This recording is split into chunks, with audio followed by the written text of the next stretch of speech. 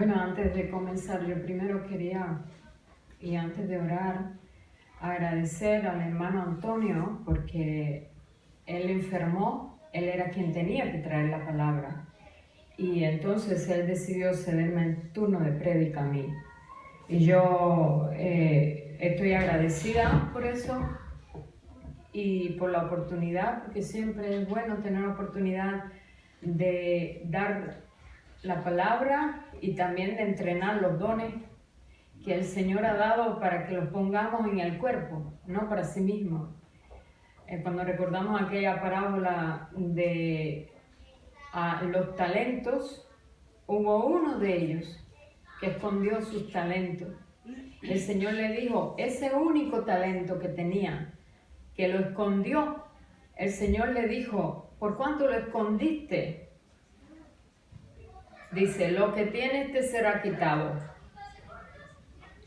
Porque él sabía, ustedes conocen la parábola, pero el mensaje era que al que tiene se le dará y al que no tiene aún lo que tiene se le quitará. Porque el Señor nos ha dado los dones, los talentos para usarlos dentro del cuerpo y ponerlos al servicio del resto del cuerpo, no para sí mismo. Y cada uno dentro del cuerpo debe saber cuáles son sus dones y entrenarse y entrenar y poner esos dones que ha recibido gratuitamente dentro del cuerpo. Y siento carga por el hermano Antonio porque él ha tenido mucho tiempo problemas de salud y ahora nuevamente. Y yo creo que todos nosotros deberíamos orar por él para que el Señor intervenga en su recuperación. También quiero agradecer,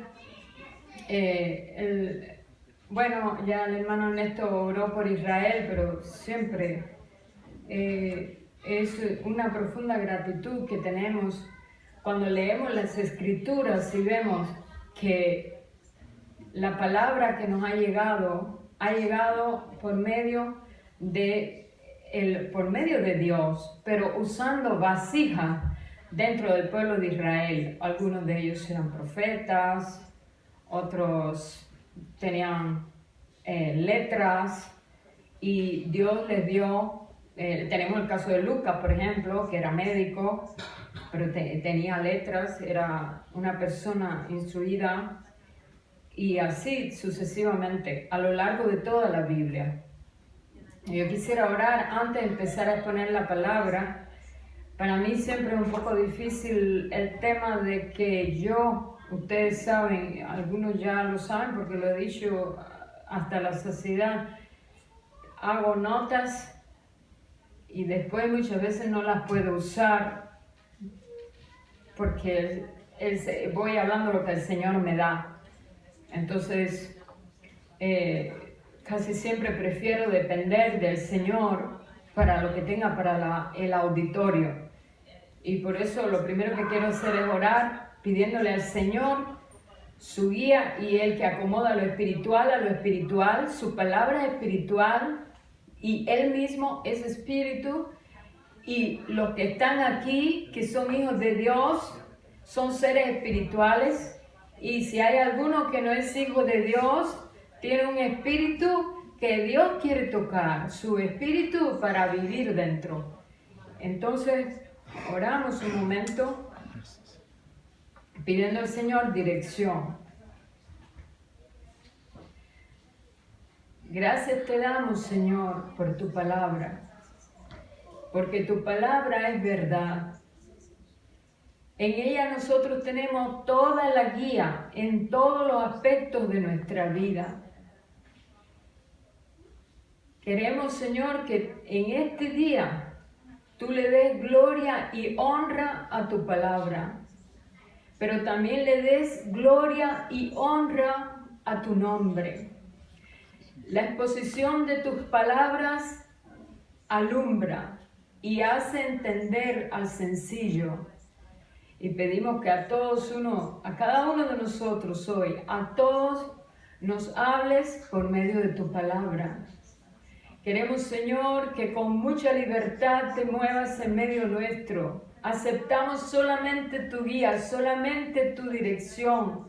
Renunciamos a toda guía falsa, a todo falso don y a toda obra falsificada de Satanás en medio nuestro. Gracias te damos, Señor. Honramos tu palabra y honramos tu nombre. Tú dijiste que en el nombre de Jesucristo se doblará toda rodilla un día de los que están en el cielo, en la tierra y debajo de la tierra. Y nosotros, Señor, preferimos hoy no esperar a ese día, sino desde hoy nosotros damos gloria a tu nombre. En el nombre de Jesús oramos. Gracias, Señor. Generalmente, cuando escojo un pasaje de la Escritura, aunque sea un pasaje archiconocido, me gusta sacarle algo nuevo, que sea provechoso para nosotros. Y muchas veces hasta enfocarlo desde una óptica diferente. Y yo quisiera más bien que meditáramos juntos en que en la Escritura, vez tras vez, se nos habla en diferentes ocasiones el nombre de dos ciudades, como mínimo unas 46 veces. Pero hay muchos pasajes, lo mismo del Antiguo Testamento, que cuando vamos al Nuevo Testamento se cita se pone como comparación a esas ciudades y se citan pasajes que tienen que ver con esas dos ciudades que son símbolos. Yo quisiera hablar de qué son símbolos, qué significan esas ciudades. Pero les voy a invitar a abrir la Biblia en Génesis capítulo 19. Y allí vamos a tratar el tema que quiero ver hoy junto con ustedes. Pero antes les quisiera un poco contextualizar. Antes de llegar al capítulo 19, nunca me gusta tomar un texto y aislarlo. Y nosotros podríamos, porque todos ahí los capítulos están relacionados uno con otro y hay que ver la historia, pero en el capítulo 13 nosotros vemos cómo Lot, que es sobrino de Abraham, y Abraham se separan. Abraham todavía no se llamaba Abraham, se llamaba Abram solo. Y Lot decidió escoger lo más espeso y verde de la llanura, los mejores pastos. Su tío le dio a escoger y Lot rápidamente supo escoger. Escogió aquella parte que él veía que le podía hacer a él más próspero. Todo el capítulo 13 habla de eso y cómo Lot, después de haberse ido, fue prosperando efectivamente. Vemos, por ejemplo, que él fue extendiendo, poniendo sus tiendas de lugar en lugar hasta que llegó a la ciudad de Sodoma. Y dice la Escritura en el mismo capítulo 13, en el versículo 13, ese más espero. Pero los hombres de Sodoma eran malos y pecadores contra Jehová en gran manera. Después vamos a ver cuál era el pecado de Sodoma. Dice que generalmente vemos una sola cosa en Sodoma, un solo pecado. Pero dice que eran hombres malos y pecadores contra Jehová, dice en gran manera. De una manera tremenda, de una manera terrible, en grado superlativo, en gran manera. Después vemos cómo en el capítulo 14, por supuesto, Lot, al establecerse en aquella ciudad malvada, es imposible que no fuera tocado por el mal. cuando en el capítulo 14 vemos que su tío tuvo incluso que rescatar a Lot de manos de Kedorlaomer y otros reyes que lo aprisionaron y se lo llevaron junto con las posesiones de la ciudad de Gomorra. Fue una guerra entre reyes. Hubo 9 reyes involucrados en esa guerra.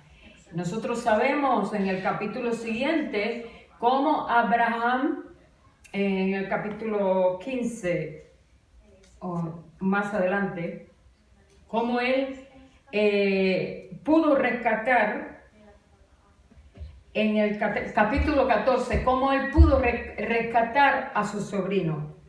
Pero a veces cuando nosotros leemos la escritura, leemos en tal lugar el rey Amrafel, rey de Sinar, Arioc. Eso a nosotros no nos dice nada hoy.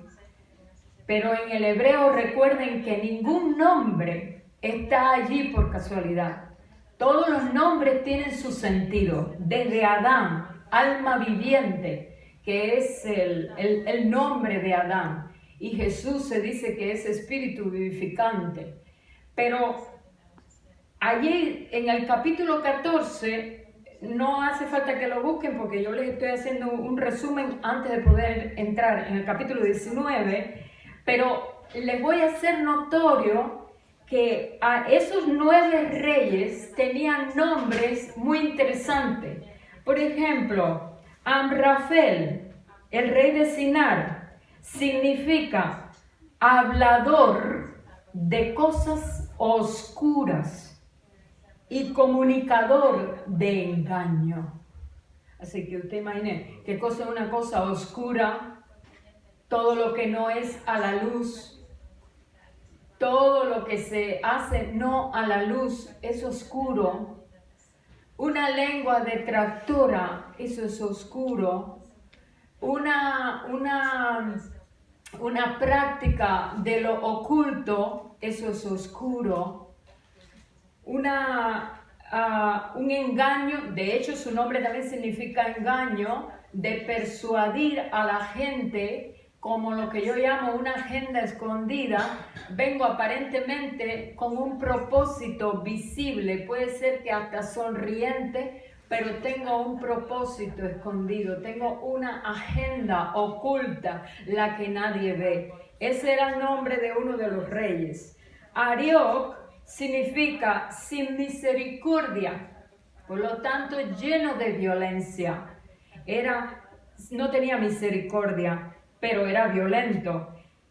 Kedorlaomer es la simiente de la leona, y la leona era una diosa que tenía que ver con la sexualidad. Entonces, se pueden imaginar, seguro que me imagino que practicaba orgías por supuesto, no solo orgías de fertilidad, así se le llaman a ese tipo de orgías, sino también lo que se llama fornicación desde el punto de vista espiritual. Cuando la gente fornica, la escritura tiene 2 acepciones, pero eso voy un poquito más adelante, sobre la palabra fornicación. Y una de ellas, en el sentido espiritual, es cuando la esposa el pueblo de Dios se va a fornicar tras dioses falsos. Eso no es raro, eso ocurre hoy incluso dentro de la iglesia. Hay algo que se está poniendo ahora de moda que se llama brujería cristiana, y hay algunos tipos de práctica donde hay cristianos orando maldiciones sobre incluso pastores y líderes. Entonces, Tidal, simiente malvada. Vera, que ese sí era el rey de Sodoma, miren, dádiva que corrompe. Dádiva, pero no un regalo bueno, sino una dádiva, un regalo que corrompe. A veces a nosotros nos pueden dar un regalo, pero con una mala intención. para corrompernos y mezclarnos en algún negocio turbio que incluso nos pueda apartar de la verdad. Eso fue lo que le ocurrió a Balaam y a muchos falsos profetas que medran, dice la Escritura, y cometen error por cuanto medran con el Evangelio, tratando de hacer dinero a costa de la predicación, pero de una manera ilícita, de una manera no limpia. Y ese era el nombre de Vera, y nosotros lo podemos ver en el mismo capítulo 14, porque Abraham, cuando se encontró con Melquisedec, después de la batalla donde venció al rey que tenía prisionero a su sobrino, él se reunió con Melquisedec y allí estaba presente Vera. Y Vera le propuso a Abraham, claro, Vera, el rey de Sodoma y el rey de Gomorra se vieron en apuros, perseguidos por Kedorlaomer, pues ellos cayeron incluso en una cisterna, pero lograron escapar. Entonces aparecía como que aparentemente era por un sentido de gratitud. Él le estaba proponiendo a Abraham, puedes tomar regalos y llevarte. Y Abraham le dijo, no, yo no voy a tomar regalos tuyos, porque luego tú vas a decir que yo me enriquecí a costa tuya. Y en estos días un varón de Dios le ocurrió algo similar, me lo contó, como una gente que no son ni cristianos querían proponerle un negocio, pero es un negocio que le da cobertura para poder después decir, no, yo fui quien te enriquecí. Los hijos de Dios no debemos hacer eso, porque recuerden cómo Abraham incluso compró la tumba de Sara para tener un lugar y en algunos momentos, por ejemplo, como David también, que dijo que no doy ninguna ofrenda que no me haya costado a mi Dios. O sea, que la propuesta de Vera, de hecho, su regalo que podría venir de parte suya era algo inmundo, porque él era el rey de Sodoma, y después le voy a decir el significado de Sodoma. En Apocalipsis se habla acerca de Sodoma, que están hablando, dice, en el sentido espiritual es Sodoma. O sea, hay una Sodoma actual incluso dentro de la iglesia. Y de eso yo quiero hablar un poquito más adelante. Sodoma no está limitada a un solo pecado. Es mucho más amplio. Ahora está Birsa, que es el rey de Gomorra, significa maldad que se expresa. Nosotros estamos viviendo un tiempo de maldad que se expresa. Se ve por la televisión, se ve por internet, se ve en todo sitio la maldad que se expresa. Hay maldad escondida y hay maldad que se expresa, visible, que tú incluso no quieres contaminarte, pero está allí cercana, cerquita de ti, te trata de cautivar. Eso es muy interesante. Sinab significa enemistad, otro de los reyes. Se me ve remontándose a lo alto. Y yo me digo, bueno, remontándose a lo alto, igual que Satanás, que tenía ese interés de remontarse a lo alto, y dijo, subiré a las alturas y me sentaré junto con mi Dios, con Dios. O también, ustedes saben que se hacían adoraciones en los lugares altos. La adoración a dioses falsos en lugares altos. Yo no lo tengo claro, pero ese remontándose a lo alto también puede ser altivez de espíritu. Vela, que significa conociendo la maldad. Así que ser experto en maldad. Dice la Biblia que hay algunos que no duermen sin haber planeado por la noche el mal en sus camas y por la mañana lo ejecutan.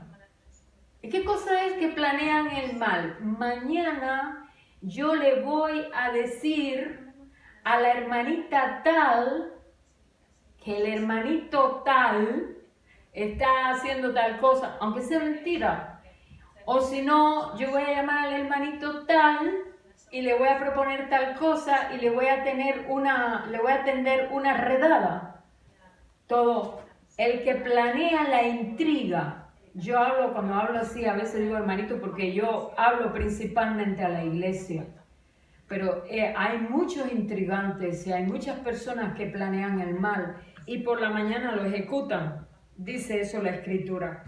De esa manera, entonces, terminamos el capítulo 14, capítulo 15 es donde Dios promete a Abraham un hijo y después ustedes conocen el capítulo 16, lamentablemente él pensó que el hijo iba a venir a través de Agar y concibió así Sara. No podía concebir, pero el hijo de la criada, Sara, por propuesta de Sara, Abraham se llevó a la criada y tuvieron así a Ismael, que no era el hijo de la promesa y que les ocasionó mucho problema hasta la actualidad, porque de ahí vienen los árabes. Entonces, el capítulo 17 es la circuncisión, la señal del pacto. Aquí es donde Dios le cambia el nombre a Abraham. Y le dijo, no te llamarás más Abraham, sino Abraham. ¿Por qué? Por su fe. Porque aquí el pacto que hizo con Abraham, es un pacto de fe. Le dijo, en ti, Abraham, serán benditos todos los pueblos, en ti serán benditas todas las naciones de la tierra. Por supuesto que en ese en ti, tu simiente, hay una sola simiente que es Jesús, que vino muchos siglos después, pero tenía que ser a través de un hijo que tuviera Abraham. Pero él era el padre y es el padre de la fe, del cual venimos a ser hijos cuando adoptamos por fe a Jesucristo, su palabra, y creemos todo lo que Él dice. Entonces, en el capítulo 17 y en el capítulo 18 es la promesa de Isaac, y ustedes conocen que después que Isaac nació, ocurre que Dios decide destruir a Sodoma, y lo dice bien el capítulo. ¿Por qué es que iba a destruir a Sodoma? Porque el clamor contra Sodoma llegó de manera repetitiva a los oídos de Dios. Y Dios dijo, voy a mandar un juicio sobre Sodoma y Gomorra. Y allí fue donde Abraham empezó a conveniar con Dios, a negociar con Él. Porque él sabía que allí vivía su sobrino y dijo, espera, déjame hablar, aunque yo soy un hombre, aunque yo delante de ti no soy nada, lo que quiso decir, pero a ver, y si hubieran ahí 50 justos, ¿estarías dispuesto a perdonar esa ciudad? Bueno, si hubiera 50 justos, sí, pero Abraham mismo no estaba seguro de que ahí habían 50 justos. Por eso él empezó a reducir el número. Y él dice, bueno, ¿y si hubiera 45 justos? Es el capítulo 18 en el versículo 28. Bueno, si hubiera, claro que también. Y después en el versículo 19 dice, pero bueno, ¿y si hubiera 40 justos? Bueno, si hubiera 40 justos, yo perdonaré a la ciudad. Y si hubiera 30, y así ustedes saben, hasta que Abraham dijo, bueno, 10 justos tienen que haber. Y paró ahí. Bueno, ¿y si hubiera 10 justos, perdonarás a esa ciudad? Si hubiera, lo haría. Y ahí, Abraham, esa fue su última petición. Por eso en el capítulo 19, Abraham debió haberse quedado como una piedra como una pieza cuando él vio desde lo lejos a Sodoma y a Gomorra que estaba hirviendo. Ahora les voy a hablar de Sodoma. Señor, permítenos hacerlo desde una perspectiva un poco diferente. De entrada, Sodoma, que en el arameo significa quemar, abrazar. No abrazar de abrazar, de abrazarse, sino de quemarse. Cuando están las brasas. Eso es lo que significa Sodoma. Y Gomorra, que significa un montón de ruinas. Sodoma es un montón de ruinas. Entonces, es muy significativo los nombres de esas ciudades. Una abrazar y quemar y una un montón de ruinas. Yo quiero decir que cuando nosotros vivimos como Sodoma y Gomorra, en la vida se cosecha eso. No sé si recuerdan cuando Pablo le tuvo que escribir a los Corintios, en la primera carta a los Corintios, capítulo 7, él dijo que si habían algunos solteros, que era mejor que se casaran. ¿Para qué dijo? ¿Para qué dijo Alberto? ¿Para qué? Pero usó una palabra. Para que no se quemaran. Esa es la palabra. Porque vamos a ver después un poco más adelante cómo algunos deseos de índole sexual pueden quemar. Y por eso Pablo dijo, es mejor que se casen y no que se quemen. Y cuando llegaron los ángeles a destruir la ciudad, ahí vamos a leer a partir del versículo 1, llegaron pues los dos ángeles a Sodoma a la caída de la tarde. Miren, esto de que llegó a la caída de la tarde es muy importante, porque hay en la escritura algún otro pasaje en que, ustedes saben, la caída de la tarde eran peligrosas en las ciudades. Era la hora que habían ladrones, bandoleros, etc. Entonces, eso, cuando leemos cada palabra que Dios puso ahí, no la puso por gusto. Llegó a la caída de la tarde, llegaron ellos a la hora de más peligro, a la hora en que un forastero podía ser dañado. Y Lot estaba sentado a la puerta de Sodoma. Aquí me encuentro muchos comentarios que me han asombrado porque desde el punto de vista de la exégesis bíblica, el comentario es inapropiado. Porque en la Biblia, ustedes saben, uno de los principios hermenéuticos para entender correctamente la Biblia es que la Biblia es su propio intérprete. Y que no se puede coger ningún pasaje y manipular, y que la Biblia tiene un solo hilo de pensamiento, desde Génesis hasta Apocalipsis. Por lo tanto, la Biblia no es de interpretación privada. Lo que yo vaya a interpretar, lo tengo que interpretar con la misma Biblia, para no manipular las escrituras. Entonces, en algunas explicaciones, incluso comentarios en Biblias, en algunas Biblias que he consultado, dice que Lot estaba sentado a la puerta de Sodoma porque Lot se había corrompido en un medio tan corrompido y él estaba sentado a la puerta como perdiendo su tiempo. Y eso no entender que la escritura habla de las puertas de las ciudades, habla de las puertas del templo y habla de la puerta de los castillos. Las puertas de las ciudades eran los lugares donde se hacían negocios, donde se hacían transacciones comerciales importantes. La puerta de las ciudades era donde con mucha frecuencia se sentaban los reyes. Si ustedes leen, por ejemplo, en el libro de Job,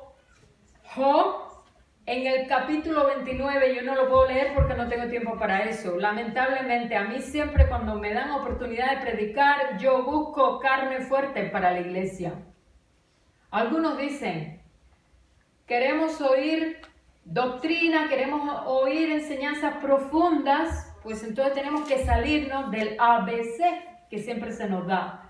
En las puertas de las ciudades se hacían las transacciones comerciales, se discutían los asuntos importantes y por ejemplo, yo les decía que Job en el capítulo 29, yo disfrutaba leyendo eso, él decía, recordando aquel tiempo en que él no estaba enfermo, yo llegaba a la puerta de la ciudad, hacía sacar silla, me sentaba en la silla, dice, y los jóvenes, cuando me veían, dice, se escondían de mí. Y yo pienso que es porque esos jóvenes tenían pecados ocultos, que lógicamente, más adelante, Job lo devela, porque dice, cuando él, después hablando, dice, pero ahora, después que él habló todo lo bueno que le sucedía a él, antes de estar enfermo, dice, pero ahora esos jóvenes pasan frente a mí y se burlan de mí y me escupen con los pies le daban golpe a Job, lo tenían por nada. Qué lástima cuando en las iglesias los jóvenes, los recién convertidos, los niñitos espirituales, cuando llegan, se envanecen a veces. No digo en esta. Se envanecen y creen aquello no, porque aquello ya tiene, aquel tiene canas, aquel tiene barriga, aquel no. Tengo que decir esto también porque esto es verdad. Y Job decía todas las cosas que ocurrían cuando él llegaba a la entrada de la ciudad.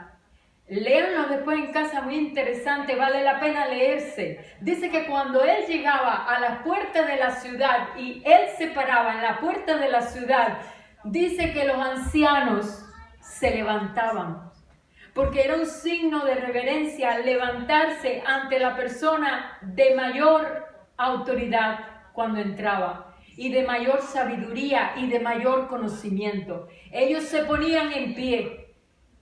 Y fíjense si es así, que si ustedes recuerdan el pasaje cuando Mardoqueo, yo les voy diciendo todo lo que Dios me está dando, así que a veces no les voy a dar la cita para no perder tiempo, no puedo ir allí y leer toda la cita.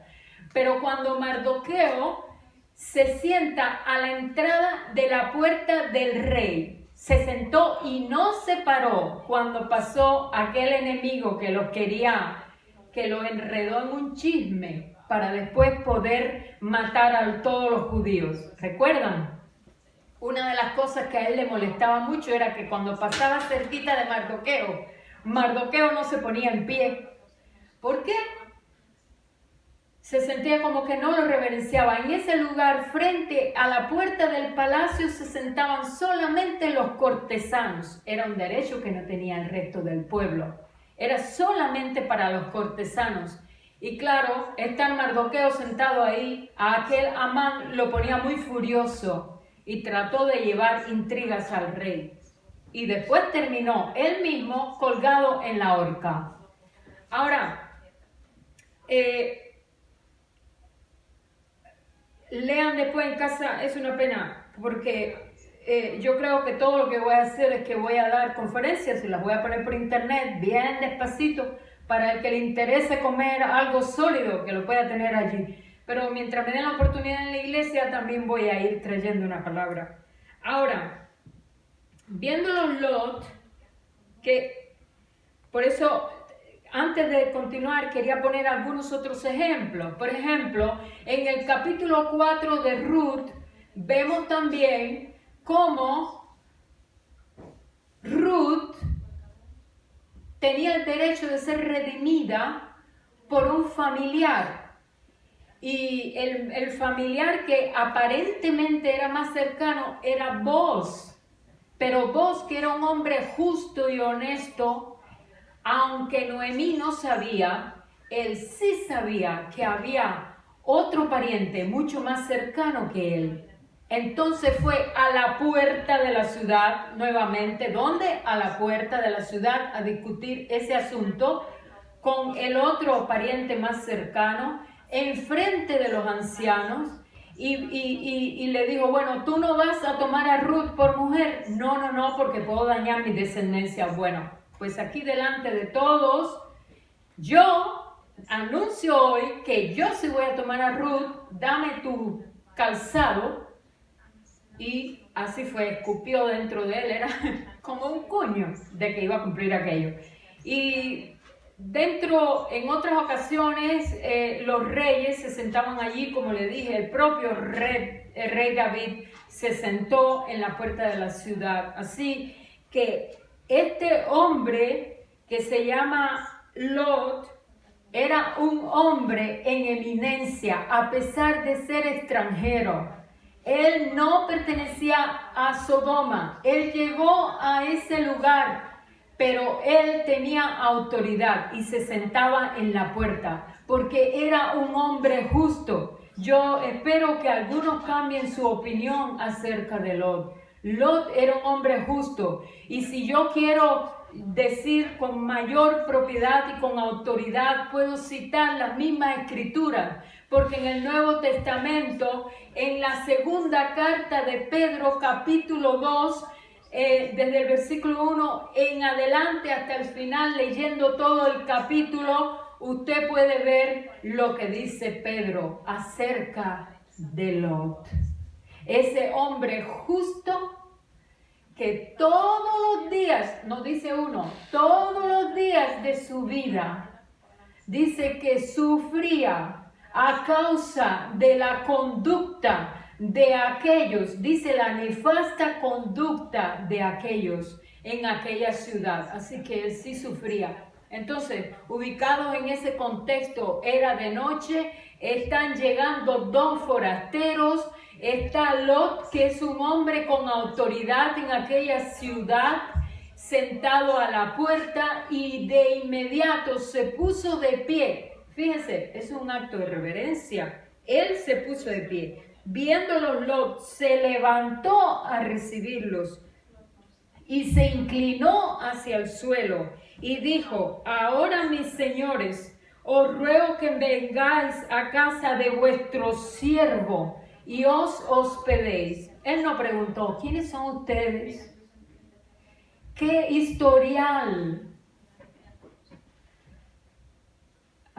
¿Qué palabra usaría? ¿Qué historial de trascendencia con el Señor ustedes tienen? ¿Cuántos títulos de seminarios ustedes tienen? Muéstrame tu currículum. No, él no hizo eso. Él salió y él los recibió y les rogó. Y esa actitud de los ángeles me recuerda la misma actitud de Jesús. Jesús, cuando aquellos se le acercaron en el camino y lo invitaron a que entrara en la casa con ellos, él se hizo el que se iba de largo. Aquí ellos hicieron lo mismo, le dijeron: no, pero Lot le rogó: ven a mi casa, te quedas esta noche y mañana te vas. Allí lo dice la escritura, que le rogó mucho.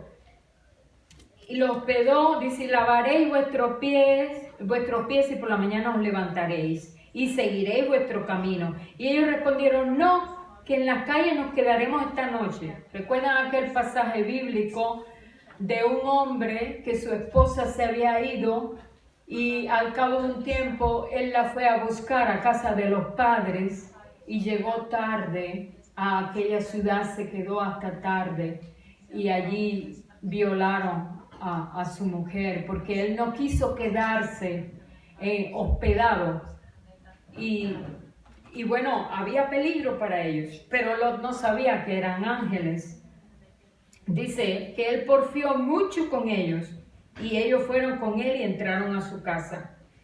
Pero antes que se acostasen, rodearon la casa a los hombres. ¿Qué quiere decir? ¿Cómo ellos sabían? Ellos sabían que él había llevado a su casa invitados, forasteros, y por supuesto que tenían malas intenciones, pero miren este detalle. Antes de que se acostasen, rodearon la casa, versículo 4, los hombres de la ciudad, los varones de Sodoma, todo el pueblo junto. Ahí dice que era todo el pueblo. Todo el pueblo junto, desde el más joven hasta el más viejo.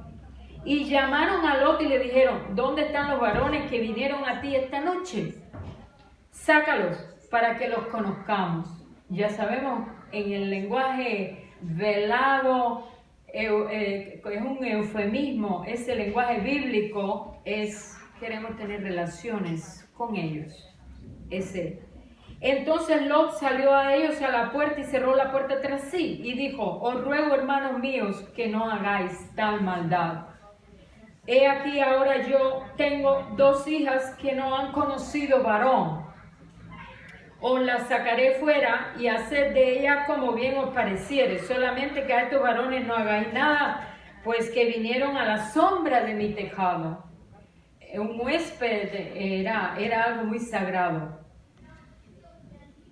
Y yo no creo que a lo mejor Lot de verdad quería entregar a sus hijas. Posiblemente él quería ganar en tiempo, porque fíjense lo que hace Lot, hay que prestar atención a cada detalle. Él no habló desde dentro, él salió afuera, su familia estaba dentro, incluyendo los ángeles. Él cerró la puerta tras de sí y habló con ellos. ¿Para qué? Para que todos los que estuvieran dentro estuvieran seguros. Y allí, cuando él intentó convencerlos a ellos respondieron, quita ya, vino este extraño para habitar entre nosotros y habrá de erguirse juez. Me recuerda exactamente lo mismo que le pasó a Moisés cuando quiso mediar entre dos hebreos que estaban discutiendo. Le dijo, tú quieres lo mismo, le dijo, ¿quién te ha puesto como juez sobre nosotros? Ahora te haremos más mal que a ellos. Y hacían gran violencia al varón, a Lot, y se acercaron para romper la puerta. No solo que estaban lastimando a Lot, ahora tenían intención de romper la puerta para entrar, y ya sabemos que los ángeles desde dentro abrieron la puerta y metieron a Lot adentro, en los versículos que siguen. Y en el versículo 11, como ellos insistieron, pues entonces Dios, estos varones de parte de Dios, los hirieron con ceguera y ellos no podían encontrar la puerta. De esa manera milagrosa. Y allí fue cuando los ángeles, para abreviar, le dicen a Lot que busque a sus yernos con sus hijas y para escapar, porque iba a destruir esa ciudad. Y él, por supuesto, avisó a los yernos, eso está en el versículo 14, y a los yernos le parecía que él se estaba burlando de ellos, no le creyeron. ¿A quién recuerda esa historia? A Noé también. Muchas veces cuando yo estoy predicando, a veces yo me equivoco, y a veces en lugar de Lot digo Noé, y en lugar de Noé digo Lot, porque fue una historia muy similar. Tienen un contexto bastante parecido, pero me gusta la manera en que los ángeles le hablan, le dicen que se apremie y que se apure. ¿Por qué? Porque, bueno, los yernos no creyeron y por la noche Lot no se apresuró a irse. Por lo tanto, los ángeles no podían empezar con la destrucción hasta que ellos no salieran. Lo mismo que ocurrirá hasta que no salga el pueblo de Dios, hasta que el Señor no saque al pueblo de Dios, no puede empezar la destrucción general que va a haber durante la tribulación. Por eso es importante que no olvidemos eso para que nuestra fe no decaiga. Ahora, en el versículo 17, mira lo que le dice: escapa por tu vida, no mires tras ti, ni pares en toda esta llanura, escapa al monte, no sea que perezca. Mira, el monte no tiene nada que ver con la ciudad. En la ciudad hay hoteles. Ustedes no se vayan a creer que Sodoma y Gomorra era un lugar muy atrasado. En las ciudades hay hoteles, en las ciudades hay recursos, en los montes no hay nada. En los montes a veces no hay comida. Entonces, lo que los ángeles le estaban diciendo a Lot no le gustó mucho. Lot, desde que se separó de su tío, fue en busca de prosperidad. Así pasa también a muchos extranjeros. Y después llega a un medio bastante complicado. Y cuando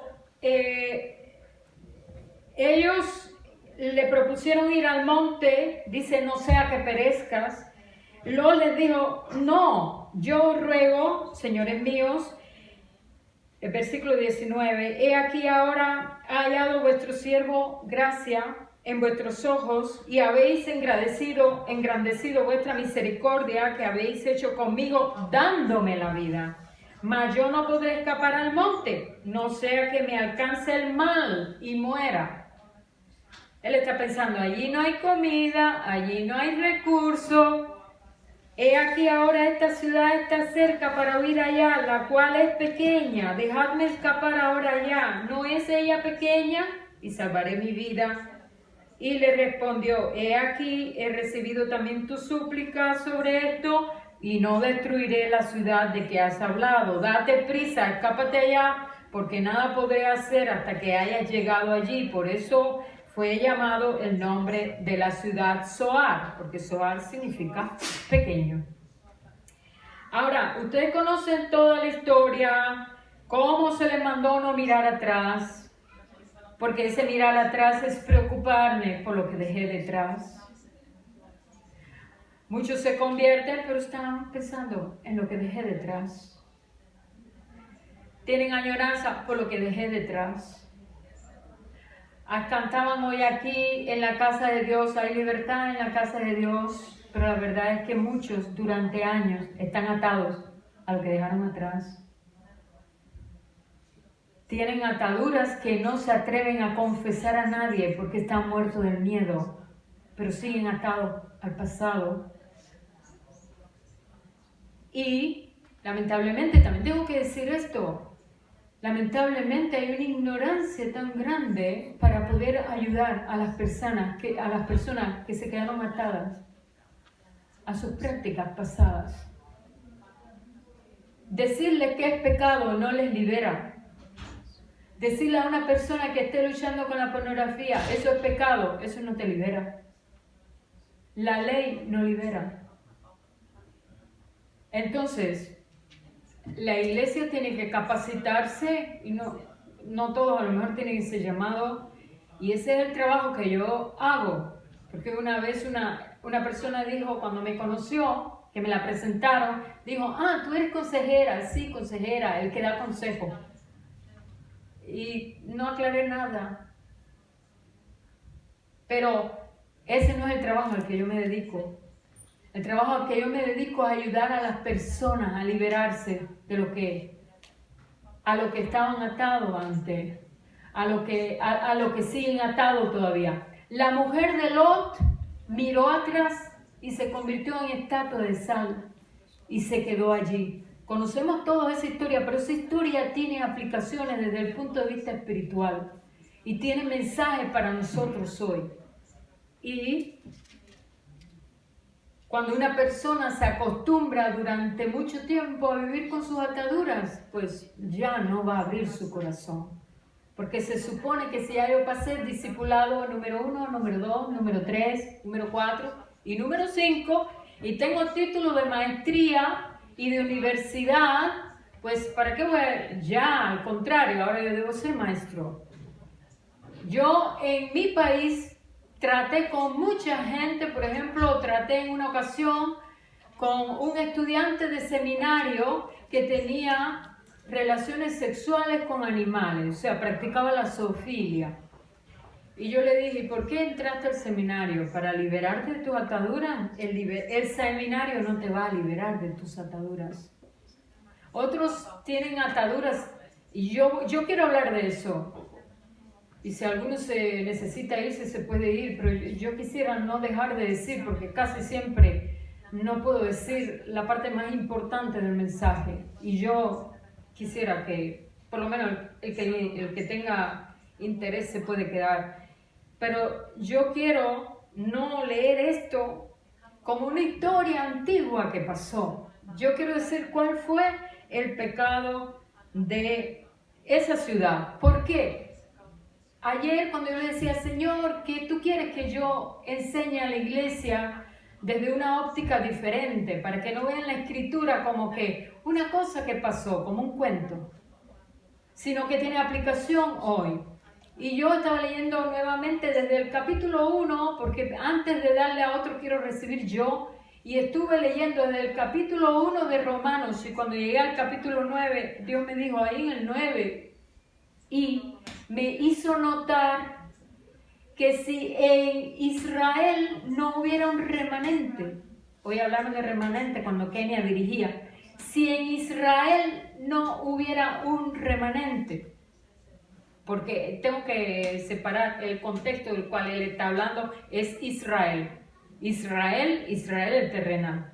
Si en Israel no hubiera habido un remanente, dice, vendríamos a ser como Sodoma y Gomorra. Pero no es solamente en ese pasaje en Romanos, cuando por ejemplo lees también en Isaías 1, versículo 9, dice lo mismo. Entonces me llama la atención. Y aunque es un pasaje que yo lo he leído montones de veces, pero en esta ocasión Dios quiso que yo enfocara el asunto desde otra perspectiva. Pero siempre decimos, a ver si yo pregunto aquí, ¿cuál era el pecado de Sodoma? ¿Qué me dicen ustedes? Yo no les estoy evaluando. Homosexualidad. Ok, sodomía. Porque como era una práctica tan abundante en Sodoma, pues se le llama actualmente sodomía. A los que vivían allá se le llamaban sodomitas, pero en la actualidad a los que tienen tales prácticas de índole homosexual se le llaman sodomitas. Bien, entonces, pero yo les invito a abrir en Ezequiel 16.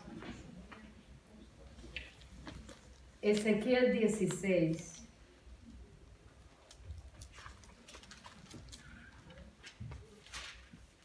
Ya lo tienen, Ezequiel 16, versículo 49. He aquí, Ezequiel 16, 49. He aquí que esta fue la maldad de Sodoma, tu hermana. Soberbia. ¿Qué cosa es una persona soberbia? Una persona arrogante, una persona altiva, una persona que mira a otros con menosprecio, una persona que se enfurece porque tiene metas egoístas a veces y si no se cumplen sus metas, todo y no se hace como yo quiero, pues puede ser que si tengo el poder, sea el poder gubernamental o sea el poder de una organización o sea el poder en la familia, los que están en autoridad o en la iglesia, pues si no se hace como yo quiero y tengo el poder y tengo la facultad de anular o de apartar o hasta de exterminar a alguien, lo voy a hacer. Es una persona soberbia. La persona soberbia, dice la Biblia, que no está Dios en ninguno de sus caminos, ninguno de sus pensamientos. No digamos ya en sus caminos, pero en ninguno de sus pensamientos. Y para él hay necedad totalmente. Yo no tengo que pedirle cuenta a Dios, yo no tengo que pedir cuenta a nadie. Yo no tengo, lo mismo a los esposos, yo no tengo que pedir cuenta a ella, yo no tengo que pedir cuenta a él. En la iglesia, yo no tengo que pedir cuenta a nadie. En la familia. Y el Señor nos manda a rendirnos cuentas unos a otros. Pero yo hablo aquí de la soberbia a cualquier nivel. Dice, la soberbia. He aquí que esta fue la maldad de Sodoma, tu hermana. Soberbia. Saciedad de pan. Recursos materiales en abundancia. Comida en abundancia. Hasta el punto de hacer gulas, orgías o lo que sea. Saciedad de pan. Por eso el salmista decía, no me des poco, no sea que robe. Y no me des demasiado, no sea que me sacie y diga, ¿quién es Jehová? No lo necesito. Saciedad de pan. Arrogancia, saciedad de pan y abundancia de ociosidad. Mira, una de las cosas, está estudiado, y no por cristianos, está estudiado por inconversos. Las páginas que están en internet están pensadas con un propósito determinado. Pinterest tiene un interés determinado, tiene una línea determinada con sus usuarios, el Facebook y montones de páginas, pero todas ellas están diseñadas para la ociosidad.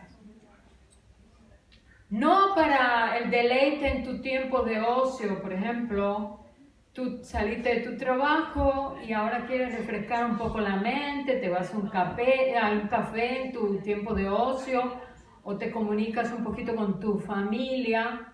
No, esto es un estilo de vida donde hay ociosidad en los pensamientos. Han cultivado mentes ociosas, vacías. No me importa el que está al lado ni su necesidad, ni veo que yo soy una persona en la cual Dios ha empleado tiempo y recursos para hacer algo conmigo dentro del cuerpo o dentro de la sociedad, pero algo útil para Dios. Es un estilo de vida ocioso.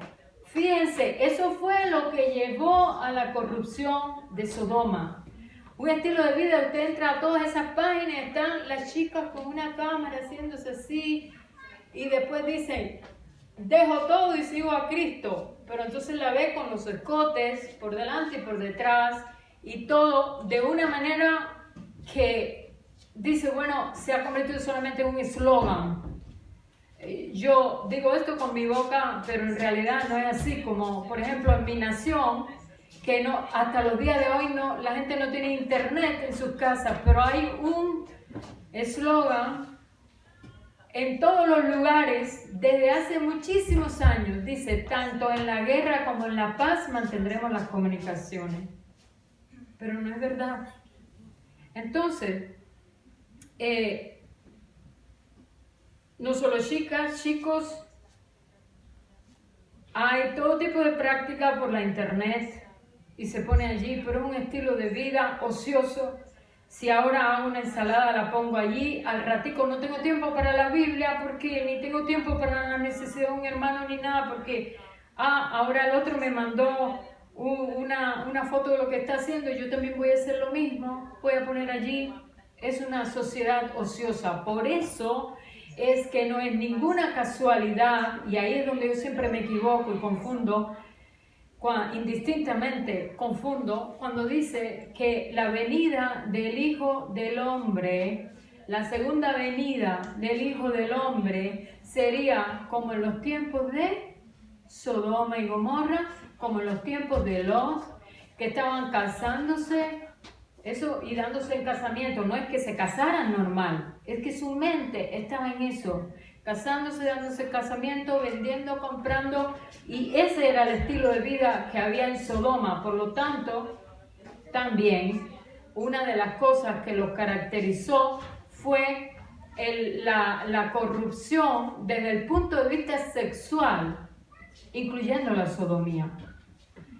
Cuando leemos, por ejemplo, en el Nuevo Testamento, y ya no puedo extenderme mucho, en el libro de Judas, que es corto, tiene un solo capítulo, Judas 1:7, allí habla acerca también de ese estilo de fornicación. Y yo les quiero decir una cosa, que es el término que quería aclarar hoy. ¿Qué entienden por fornicación? ¿Qué se nos ha enseñado en la iglesia que es la fornicación? ¿Qué es la fornicación? ¿Alguien que me ayude? La relación sexual fuera del matrimonio. Tener relaciones sexuales fuera del matrimonio, gracias. Es lo que siempre se nos ha dicho. Pero fornicación tiene dos aspectos, y el espiritual es no ser fiel a Dios, fornicar con otras falsas deidades, pero también fornicación es toda práctica sexual no concebida por Dios. Yo no puedo hacerlo aquí. Yo en mi país lo hice muchas veces, pero aquí no lo puedo hacer en una prédica con un tiempo tan corto. Pero yo di en mi país conferencias sobre el sexo desde una perspectiva bíblica y los diferentes tipos de ataduras sexuales que habían. Primero, el sexo desde una perspectiva bíblica. Después, ataduras sexuales, ¿qué cosas son? Con todo lo que es fornicación, son muy variados los tipos de fornicación que existen. Y después, ¿cómo ser libre de esas ataduras de índole sexual? Y yo les digo algo, con lo que más trabajaba en la iglesia, no importa cuántos años tenían los cristianos dentro de la iglesia, eran con sus ataduras, incluyendo la sexual. Y yo escogí ese tema hoy, así perdonen que quizás me he extendido, porque quería decir, y esto lo quiero decir porque hay hijos de Dios muy amados que sinceramente se han convertido al Señor y viven en condenación y tratan de compensar la culpa que tienen sirviendo, poniendo todos sus dones y todo su empeño en el ministerio y haciendo cursos, y eso no te va a liberar. Si algún día alguien en este lugar o alguno de los que nos ven por internet tuviera interés en sacar lo que hay dentro, sepa que hay para usted esperanza, y que no es decirle solamente eso que usted está haciendo es pecado, sino me gusta la teología práctica, te vas a liberar. Y no por lo que yo haga, sino por lo que tú mismo vas a hacer. Por lo que tú vas a ser capaz de confesar, de renunciar, de reconocer, de confesar, de renunciar y de perdonar. Y le enseño de una manera práctica cómo se hace eso. Y si no fuera una atadura, la persona no se liberaría, ni yo les pudiera dar ninguna esperanza. Porque en la carne, dice la Escritura, que las armas de nuestra milicia no son carnales, sino espirituales, poderosas en Dios para la destrucción de fortalezas. Son armas que se nos han dejado a diestra y a siniestra. Y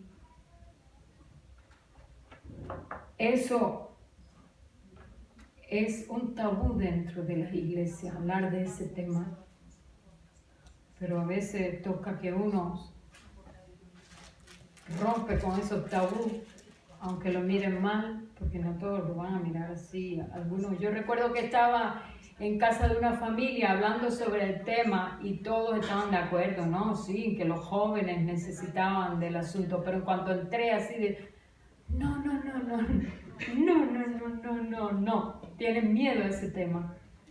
Bueno, perdonen que me he extendido, yo no sé cuánto, pero no me pasé mucho. No, ok. Yo miro, ustedes me ven que yo miro, pero en realidad yo miro, pero es para tener más o menos así, pero no me puedo concentrar en el reloj. Y después dije, ¿a qué hora yo realmente empecé? Por eso me perdonan. Y oro, Señor. Doy gracias, Señor, porque tú dices que la exposición de tus palabras alumbra. Y la exposición de tus palabras convierte el alma. Y vivimos en una época donde ni hay mucha sed a veces por la palabra, ni los que tienen a veces oportunidad de exponer tu palabra se pierden en cuentos y en historias personales y olvidan que tu palabra es suficiente. Tu palabra es poderosa, tu palabra rompe la roca, tu palabra es vivificadora, tu palabra convierte el alma, tu palabra nos redarguye. Señor, que en todo tiempo podamos ir a tu palabra y tengamos sed cuando vayamos a ella.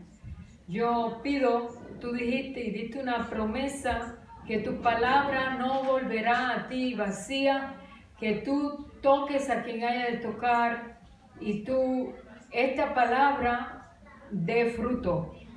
En el nombre de Jesús oramos. Gracias, Señor.